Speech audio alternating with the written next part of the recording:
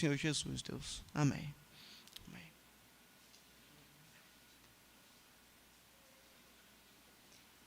Graça e paz, meus amados irmãos. Vamos abrir a palavra do Senhor no livro de Eclesiastes, no capítulo 3. Eclesiastes 3, a partir do versículo 9.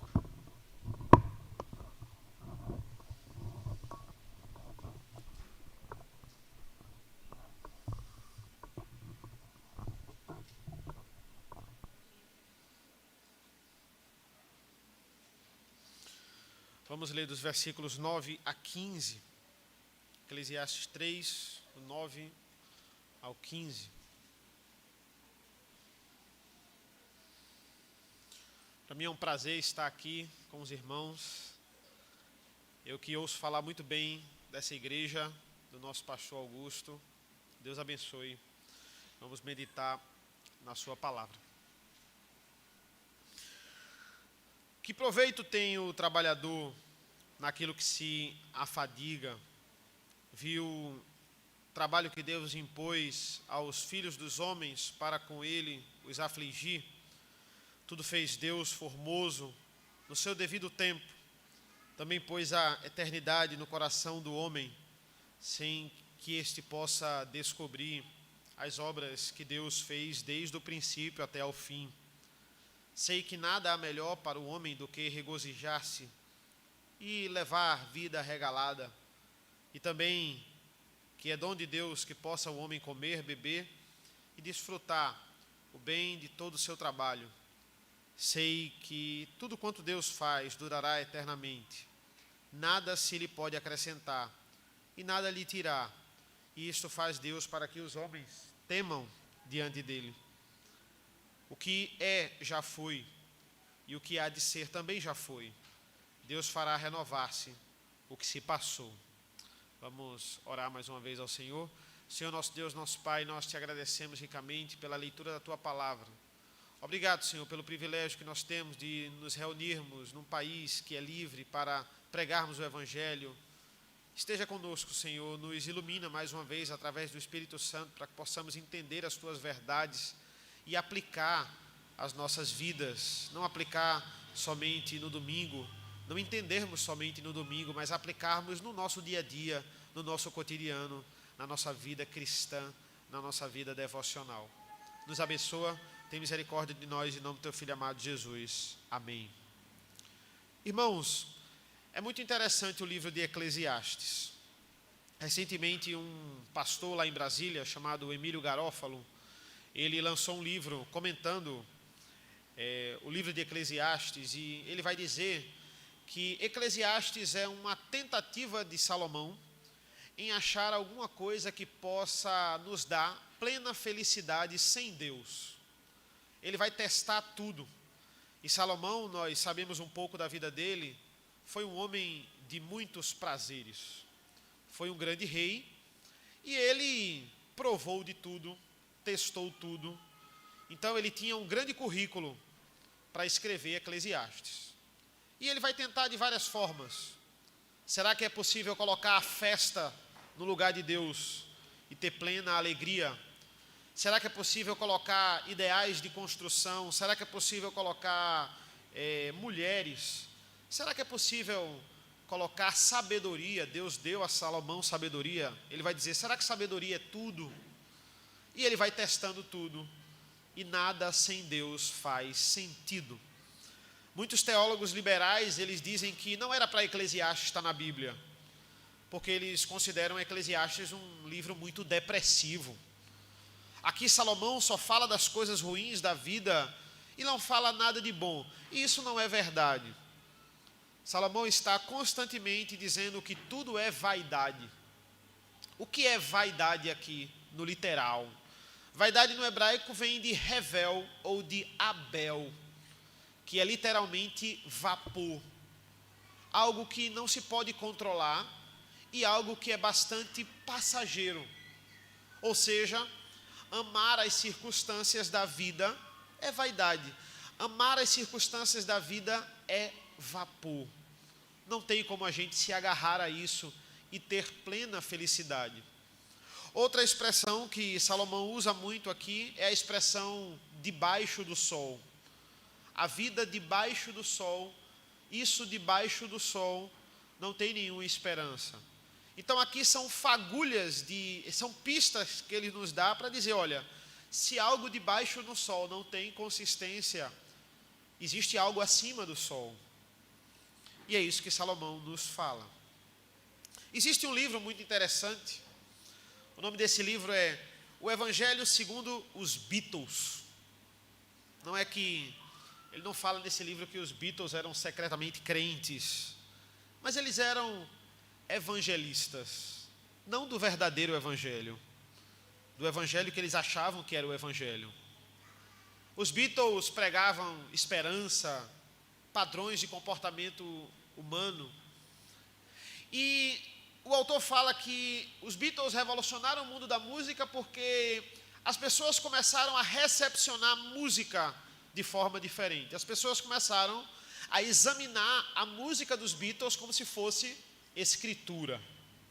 As pessoas começaram a pregar a música dos Beatles. E ele vai dizer que a banda começou a alimentar isso e a gostar disso, porque sabiam que podiam ganhar muito dinheiro com isso. Uma dessas músicas que ele vai analisar no livro é a música que ele chama de All You Need Is Love. Nessa música, os Beatles vão pregar as boas novas deles. Eles vão dizer que, olha, que se você colocar amor em tudo, se você colocar amor nas coisas, tudo vai dar certo. Tem um vídeo de 2009 que reúne 106 países, onde todos, na sua língua, vão cantar um trecho da música All You Need Is Love. Todos vão passar o evangelho dos Beatles. E Salomão está examinando aqui que o coração, assim como Calvino falou, é uma fábrica de ídolos.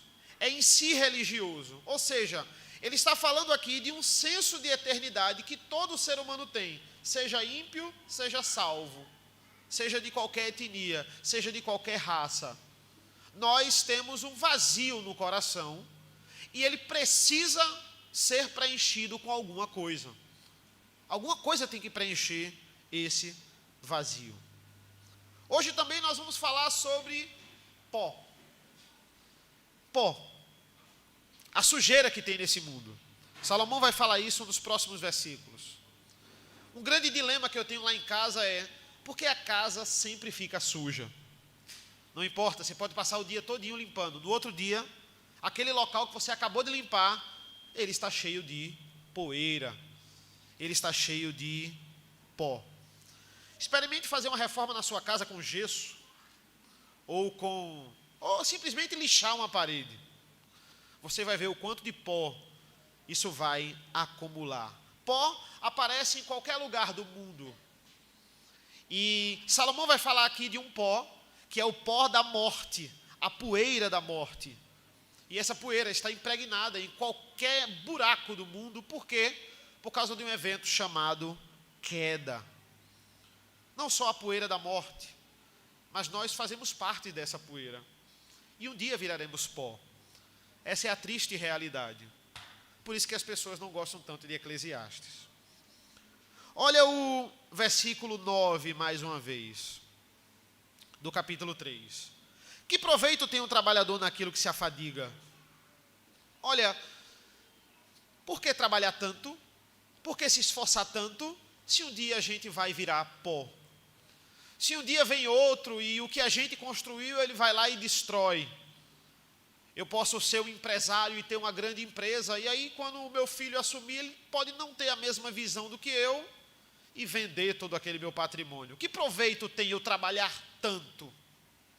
Versículo 10, vi que o trabalho que Deus impôs aos filhos dos homens, para com eles os afligir, tudo fez Deus formoso no seu devido tempo. Também pôs, essa é a parte chave dessa perícope, porque ele vai dizer assim, também pôs a eternidade no coração do homem, sem que este possa descobrir as obras que Deus fez, desde o princípio até ao fim. Essa é a conclusão dele. Ele vai dizer anteriormente, nos versículos de 1 a 8, que tudo tem o seu tempo debaixo do sol. Deus determina tempos e tempos. E toda a humanidade, ele vai dizer, toda a humanidade tem esse anseio por eternidade. Todo mundo tem a sua versão de eternidade. E o mesmo ateu, ele briga a sua vida toda para negar essa versão. Mas, na verdade, o Deus do ateu é ele mesmo. Ele é o fundamentador da sua própria verdade. Ele adora a si mesmo. Então é daí que surgem as mais diversas religiões. Mas só aqueles que entendem o verdadeiro evangelho vão ter isso saciado no seu coração. E só quem ilumina isso nas nossas vidas é o Espírito Santo. Por quê? Porque o homem tenta buscar esse senso de eternidade por meio das suas criações, das suas próprias criações.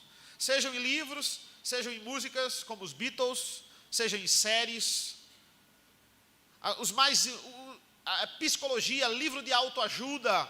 Não, aqui nesse livro eu vou achar a verdadeira solução para o meu problema. Eu vou saciar esse vazio no meu coração. Olha o versículo 12.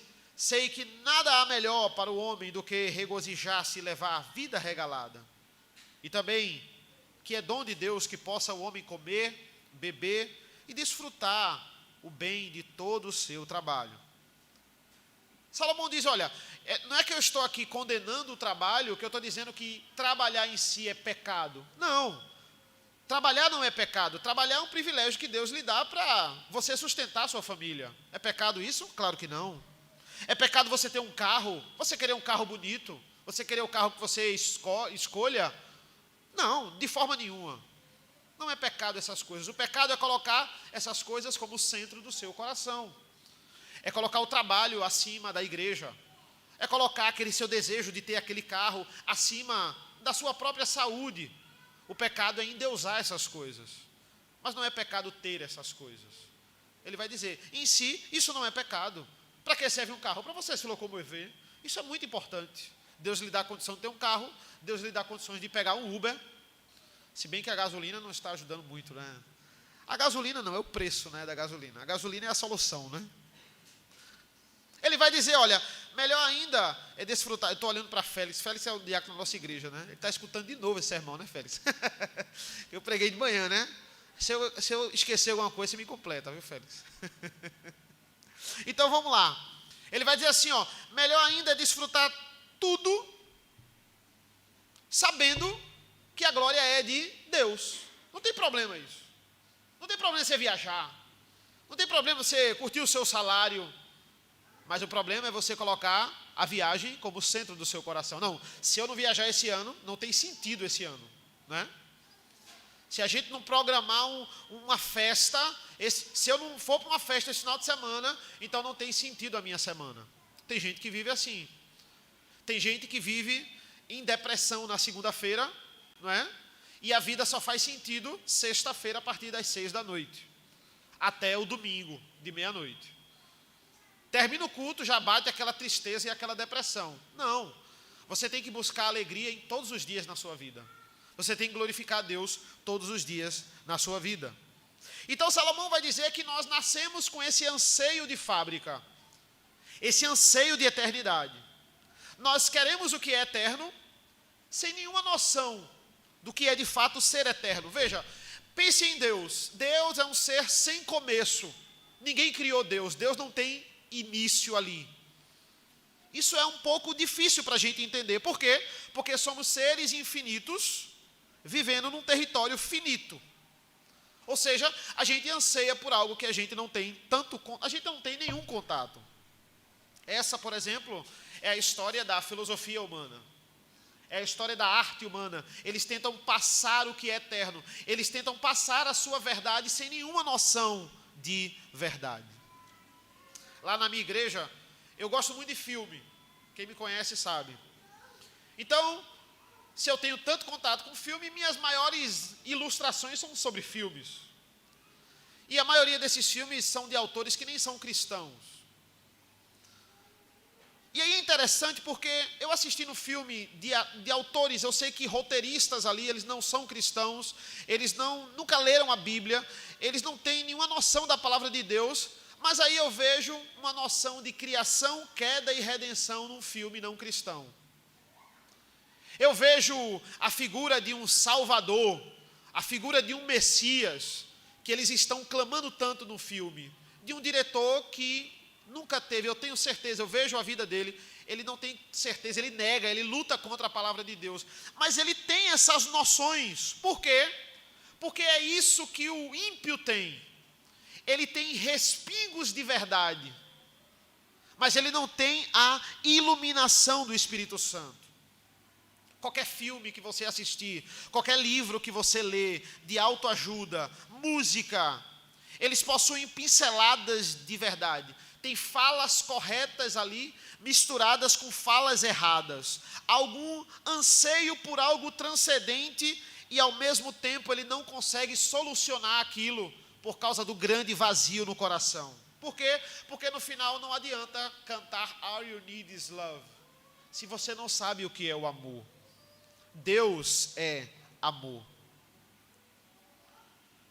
Tentar achar a solução para o seu problema e negar a Cristo é uma incoerência.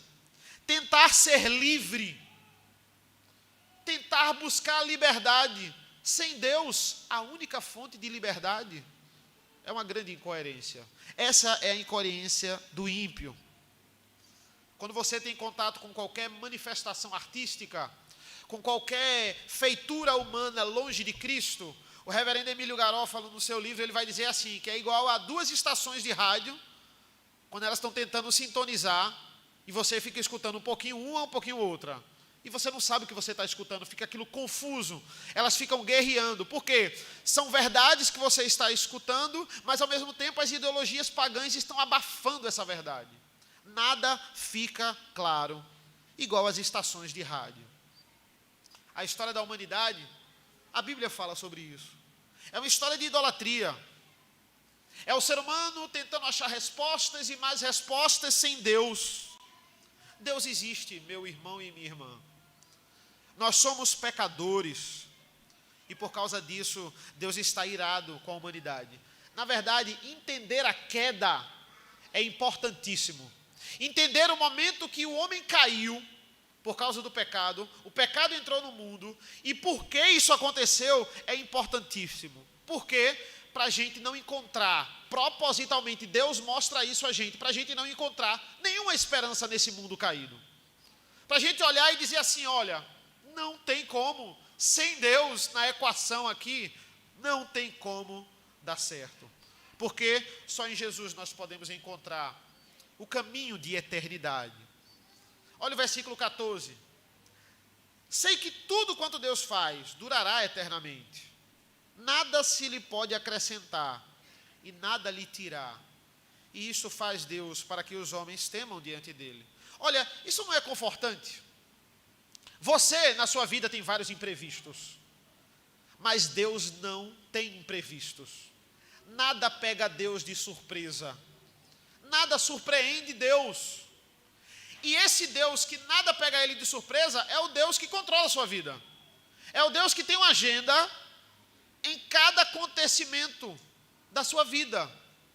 Nada pega ele desprevenido. Isso é confortador. Deus determina tudo debaixo do sol. Isso faz a gente perceber a futilidade da vida, se a gente não colocar Deus na equação da nossa vida. Deus criou um mundo que é vapor. Deus criou um mundo que é vaidade, para que você entenda isso, e para que você possa temê-lo, mesmo nessa briga de estações de rádio, mesmo nesse mundo que é fumaça, que tudo passa, que não tem consistência, que essas ideologias não têm consistência, Deus lhe dá vislumbre para observar as pegadas dele, no meio de todo esse caos. E aí Deus faz você se alegrar com algumas coisas. Você talvez goste da música dos Beatles, não endeuse ela, não trate ela como Bíblia. Sei lá, dos Beatles a Roberto Carlos, não sei. Deus faz você plantar flores no seu jardim ou no seu quintal, E aí você acha a sua casa mais bonita, Deus lhe dá essa graça, não tem problema fazer isso. Deus faz você enxergar naquele filme, naquela série, uma fala ali, que é uma verdade. Deus faz você se identificar com um personagem ou outro. Isso não tem problema. Dá para enxergar Deus, mas você só enxerga Deus. Você só identifica as verdades e sabe discerni-las. Seja qualquer ideologia, seja qualquer fala aparentemente bonita e plausível, você precisa de uma cosmovisão cristã. E só a Bíblia pode lhe dar a cosmovisão cristã. É por isso que eu tenho que ler mais a Bíblia do que assisto filmes. Eu tenho que ler mais a Bíblia do que qualquer outro livro. Eu tenho que amar a palavra de Deus. Eu tenho que me debruçar na palavra de Deus, porque só ela vai fazer eu identificar o Deus verdadeiro nas coisas criadas. Só ela. Porque, do contrário, eu vou começar a observar Deus nas coisas erradas. E isso é muito perigoso. Quer ver uma triste realidade? Isso é horrível, eu não gosto. Principalmente eu que gosto muito de cinema. Os escritores mundanos, a gente chama de mundanos, né? Os ímpios. Eles criam personagens muito mais complexos e memoráveis do que os escritores atuais cristãos. Pegue um filme cristão e pegue um filme que não é cristão. Sem contar a produção, porque a produção não cristã é Hollywood, né? Então tem muito mais dinheiro envolvido. Mas o roteiro mesmo. Tem aquele filme lá, Deus Não Está Morto, né? Já vai para o quarto agora, vai para o quarto filme, lá no cinema. Vou fazer uma pergunta para vocês. Qual é o nome daquele reverendo que está nos 3 filmes de Deus Não Está Morto e vai estar no quarto? Qual é o nome dele? Não vale nem Félix, né? Félix já sabe. Cássia também, minha esposa também. Qual é o nome dele? A gente não sabe. Eu também não sabia não, eu pesquisei no Google essa semana. O nome dele é Dave. Olha aí. Reverendo Dave. Ele está em todos os filmes. É um loirinho. Ele está lá. A gente não lembra muito dele. A gente já assistiu todos os filmes de Deus Não Está Morto, mas a gente não lembra muito dele. Agora, deixa eu perguntar para vocês. Qual é o nome daquele menino? Acho que é um menino. Ele é um bruxo. Ele estuda numa escola. Tem um cabelinho assim, tem uma cicatriz, um óculosinho redondo, tem uma varinha, fica magia. Qual é o nome dele? Talvez você não tenha nem assistido o filme, mas você sabe quem é. Você sabe. Por quê? Porque esses personagens são tão memoráveis, são tão mais bem escritos que personagens cristãos. Mas a Bíblia não é assim. A palavra de Deus não é assim. A palavra de Deus tem histórias complexas, com personagens tão complexos quanto eu e você. Personagens profundos. Nós estamos estudando lá no PG da nossa igreja o livro de Juízes. E a gente está vendo o quanto o livro de Juízes é uma história complexa. Se pegasse um escritor bom, seria uma série imbatível, com várias temporadas, com vários personagens. Mas as pessoas, elas não olham com esses olhos. O mundo é complexo e maravilhoso ao mesmo tempo. É isso que Salomão está dizendo. Não importa o tempo. No tempo de rasgar ou no tempo de costurar, no tempo de tristeza ou no tempo de saltar de alegria, Deus está no controle de tudo. Olha como o versículo 15 é maravilhoso. Ele vai dizer assim: o que é, já foi, e o que há de ser, também já foi. Deus fará renovar-se o que se passou. Ele está dizendo, o que foi que se passou? Foi um mundo perfeito. Esse mundo passou por causa do pecado, por causa da queda, por causa do ato de Adão e Eva. Esse mundo passou. Será que não tem esperança? Não. Em Deus nós vamos achar esperança. Apocalipse fala que Ele está fazendo novos céus e nova terra. O que se passou irá retornar. Por quê? Porque só em Cristo nós podemos ter a esperança da nova Jerusalém. Quando o Espírito Santo nos ilumina, Ele está nos conduzindo à sua perfeita e maravilhosa vontade. Esse é o nosso primeiro ponto. Mas Salomão vai nos deparar com mais problemas. mais problemas nesse mundo debaixo do sol. Veja o versículo 16. Vi ainda debaixo do sol que no lugar do juízo reinava maldade, e no lugar da justiça, maldade ainda. Ele vai dizer aqui, a gente precisa entender que o mundo ele não nasceu sujo. O mundo ele era limpo. Precisamos entender o tamanho da tragédia para que a gente valorize o tamanho da solução. No lugar do juízo, antes do pecado, havia juízo. No lugar do juízo, Salomão está dizendo que encontrou maldade. E no lugar da justiça, ele está dizendo que encontrou mais maldade. É isso que ele nos diz. Por quê? Porque mesmo nos lugares onde nós deveríamos encontrar justiça, nós estamos encontrando injustiça. Lá em Brasília, tem uma estátua muito bonita. O nome dessa estátua é a Senhora Justiça. Ela é de granizo. E essa estátua tem os olhos vendados. Por que ela tem os olhos vendados? Para simbolizar que a justiça é imparcial. Mas quando a gente lê algumas notícias, as notícias certas, não as fake news, não é? A gente está vendo que a justiça não é tão imparcial assim. Que esses olhos não estão muito bem vendados da Senhora Justiça. Por quê? Porque não faltam histórias de culpados escapando, de pessoas saindo da cadeia, isso é quando elas vão para a cadeia.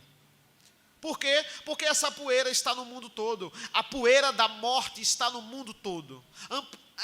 Opressão no ambiente público, opressão no ambiente privado, quando homens que deveriam amar e cuidar de suas esposas, de seus filhos, estão usando sua autoridade para oprimir. Autoridades oprimem, políticos oprimem, professores oprimem, pastores oprimem, bandidos oprimem. Quem vai enxugar? Quem vai limpar essa casa? É só poeira. Salomão vai dizer que até o nosso trabalho está empoeirado. Vá no capítulo 4, por favor. Capítulo 4, versículo 4. Olha o que Salomão nos diz.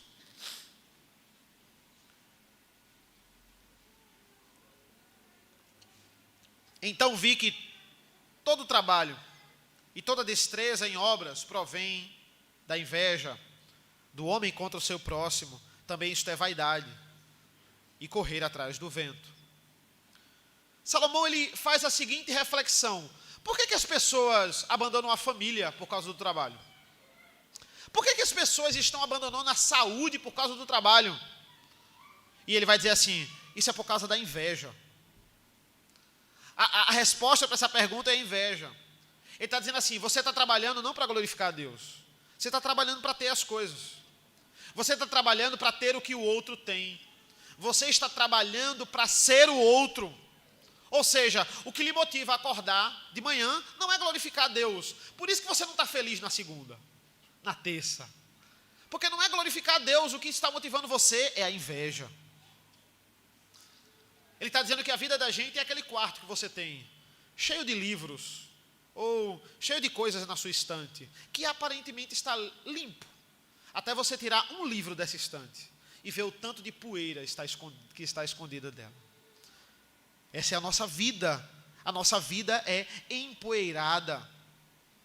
E não só o mundo está empoeirado, mas nós voltaremos a ser parte deste pó. A poeira da morte, Salomão vai dizer, é o nosso futuro. Olha os versículos 18 ao 22 do capítulo 3. Volte lá para o capítulo 3. Olha o que Salomão fala sobre pó, sobre poeira. Disse ainda comigo: é por causa dos filhos dos homens, para que Deus os prove, e eles vejam que são em si mesmos como os animais. Porque o que sucede aos filhos dos homens, sucede aos animais. O mesmo lhe sucede. Como morre um, assim morre o outro. Todos têm o mesmo fôlego de vida.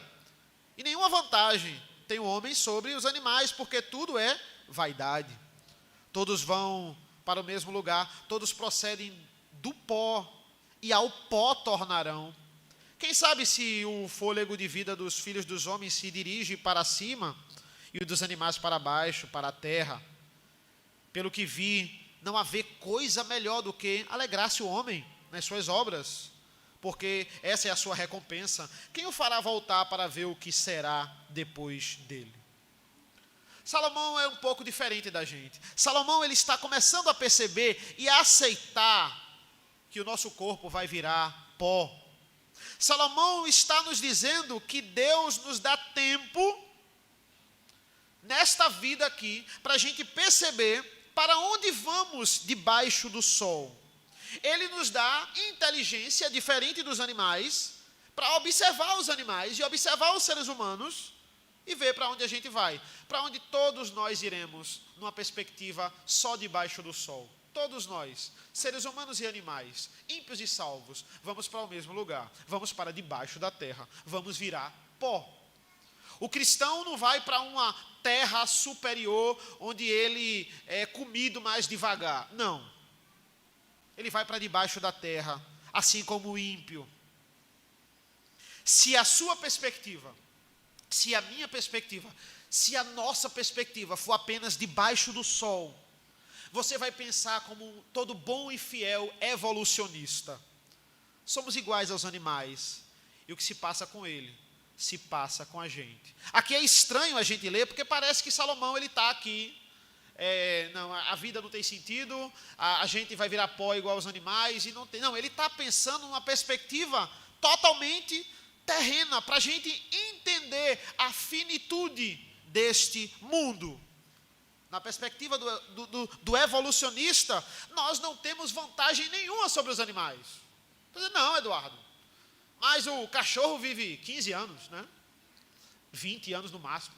Eu vivo 80, 90, a perspectiva de vida humana está aumentando, olha aí. Sim, mas não tem nada a ver, a tartaruga vive 120 anos. Vive mais do que você. Pronto, a tartaruga ganhou. Somos iguais numa perspectiva terrena, debaixo do sol, ou piores do que os animais. No fim, você vira pó e nada acontece. É isso que o evolucionista vai dizer para você.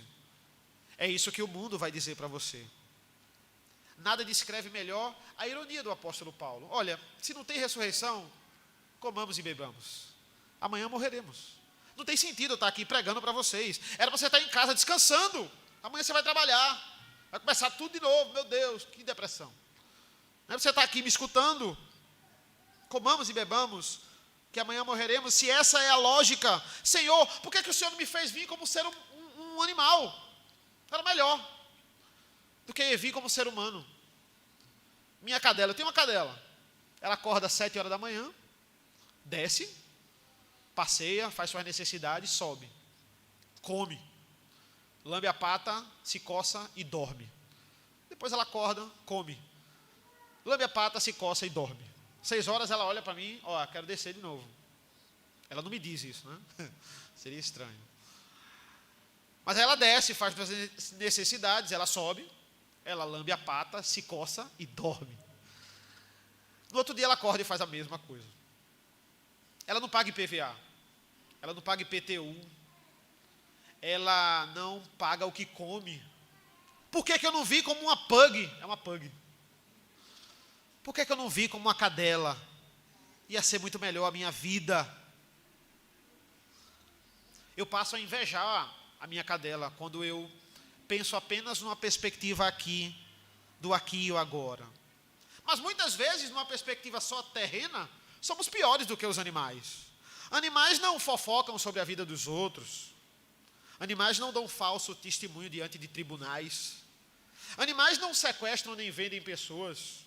Animais não vivem do vício das pessoas. Animais não matam seus próprios filhotes no ventre por ser inconveniente tê-los. Se a perspectiva é só debaixo do sol, é melhor. Somos piores do que os animais. Era melhor ter vindo como animal. Salomão, ele está escrevendo isso, e esse texto é impactante para que a gente perceba a certeza da nossa mortalidade. No final, nós vamos virar pó. Mas coragem, tá? Eu vou trazer uma solução, calma. A vida não é só tristeza, não. E aqui vai piorar agora. Vamos lá, vamos piorar, tá? Capítulo 4, versículos 2 e 3, por favor. Ele vai mais a fundo nesse pensamento. Ele vai dizer assim: pelo que tenho por mais felizes os que já morreram. Olha que tranquilo, né? Mais do que os que ainda vivem. Porém, mais que uns e outros, tenham por felizes aquele que ainda não nasceu e não viu as mais obras que se fazem debaixo do sol. Se a vida é só aqui, se a vida é só debaixo do sol, é melhor estar morto do que estar vivo. Na verdade, é melhor nem ter nascido. Feliz aquele que está na barriga da mãe. Quem não tem ideia da bagunça que está se metendo, tranquilos, olha lá, flutuando no escuro. A gente diz assim, quando uma criança está para nascer, ela está sendo dada à luz. Mas Salomão está dizendo assim, não, ela está sendo dada às trevas. Esse ano nós acabamos de trazer a nossa filha para esse mundo empoeirado, esse mundo cheio de sujeira. Se nós pensarmos apenas debaixo do sol, se nós pensarmos apenas como evolucionistas, se nós pensarmos sem Cristo, era melhor ela não ter nascido. Ah, Eduardo, mas por que o evolucionista quer ter filho, então? Por que o ateu quer ter filho? Por que ele quer prolongar a vida se ele não tem esperança para nada? Porque eu sei, né, a vida, eu tenho o Espírito Santo, eu sei o que é a vida, eu tenho que crescer e multiplicar, eu sei o mandamento, mas o ateu não. Por que ele quer prolongar a vida? Por causa do nosso primeiro ponto. Por causa desse inquietante e para ele inexplicável senso de eternidade, que ele não consegue descrever por que ele faz essas coisas. Como é que eu faço para sair desse buraco? Como é que eu faço para resolver esse dilema filosófico? Talvez você esteja com dor de cabeça já. Nós não vamos conseguir resolver esse dilema. Nós não vamos conseguir resolver esse problema, felizmente. Alguém fora do sistema solar, alguém acima do sol, ele resolve esse dilema. O fato é que Deus recolherá o pó desse mundo e ele transformará em glória. Salomão, ele está tirando todas as suas opções de esperança na humanidade, de esperança de um governo agora promissor que vai ser o céu na terra. Não vai, não existe isso. Isso é utopia, isso é vaidade, isso é vapor. Não tem como você segurar, não dá. Só Cristo é o maior governador, só Cristo vai tirar a dor, só Cristo vai tirar o sofrimento. Mas no meio de toda essa depressão, que as pessoas pensam que é uma depressão, ele nos dá fagulhas de esperança. Volte lá para o capítulo 3, versículo 17. Eu deixei esse aqui para o final. Capítulo 3, 17. Diz assim, ó. Então disse comigo, Deus julgará o justo e o perverso, pois há tempo para todo propósito e para toda obra. Ele está dizendo assim, olha, se esse é o tempo de injustiça e falsidade, haverá um tempo de julgamento, justiça e correção. Existe vislumbre de justiça hoje. Em alguns casos, bandidos são presos, maridos abusivos são detidos, cativos são libertos. Você pode trazer justiça a esse mundo, porque a Bíblia fala que você é sal e luz. Quando você é um esposo honesto, um pai de família, uma mãe de família, um trabalhador honesto, uma trabalhadora honesta, quando você é um funcionário honesto, uma funcionária honesta, quando você trabalha para Deus com todo o prazer e para a glória dEle, num líder de ministério, ou num líder de departamento, ou simplesmente trabalhando na igreja, fazendo o seu melhor, você está trazendo justiça para esse mundo. Você está limpando um pouco dessa poeira, desse mundo empoeirado. Tem aquele meme, né, que diz assim, Deus está vendo. Deus, ele vê tudo, irmãos. Deus, ele vai extirpar essa poeira. Deus, ele não vai colocar essa poeira para debaixo do tapete. Não. Deus, ele está vendo o que os nossos políticos, as decisões que eles estão tomando. Deus está vendo a opressão que acontece nos lares. Deus está vendo o preço da gasolina. Deus está vendo. E você? Você está pronto para entrar no tribunal de Deus? Você está pronto para encarar a realidade que você irá virar pó e vai ficar na frente do Deus Todo-Poderoso? Nós trazemos justiça para esse mundo e ao mesmo tempo somos parte desse pó, somos parte da maldade desse mundo, porque nós temos uma herança maldita em Adão. Somos parte do problema, temos que encarar essa realidade. Dentro desse mundo caído, a maior esperança que ele pode lhe dar é você servir de adubo para uma flor que nascerá do carbono da sua carne. É isso que o mundo pode te oferecer. Olha, vai morrer, mas vai virar flor. Pronto. É pegar ou largar. Só dá para oferecer isso. Tem uma ideia que eu vi essa semana, que ela é um tanto estranha. Após a morte, dá para a família pegar as suas cinzas, prensar num LP, num disco de vinil, e fazer uma playlist nesse disco de vinil das suas músicas prediletas, e quando esse disco de vinil tocar na casa dos seus familiares, é você ali, eternamente, ecoando na casa. É lindo, né? O pior é que, estou vendo algumas pessoas gostaram disso, né? O pior é isso, né? Esse é o problema. Será que é isso? No final, meu carbono vai virar flor, ou um disco de vinil? Será que é só isso, irmãos? A promessa é que Deus está vendo esse pó. Deus não está tratando ainda de forma plena a maldade desse mundo. E isso é proposital para que você veja como este mundo destoa de uma eternidade ao seu lado. Por quê? Porque Deus não é leviano com o pecado. Se não estamos sendo fulminados depois que pecamos, é porque Deus, na sua misericórdia, Ele está nos dando tempo para pensarmos. Deus leva o pecado a sério. Por que Ele leva o pecado a sério? A cruz do Calvário é esse símbolo de que Ele não deixa passar o pecado. É um lembrete disso. Houve um tempo de justiça, onde a justiça caiu sobre o Filho, sobre Jesus Cristo, para os eleitos.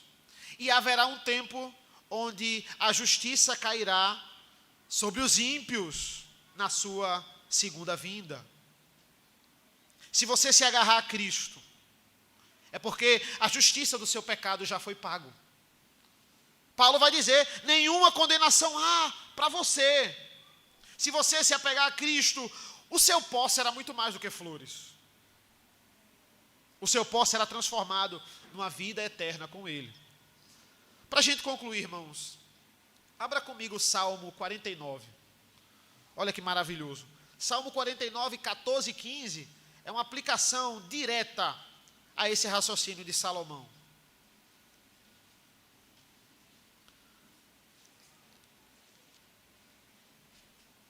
Dois versículos apenas. Salmo 49, 14 e 15.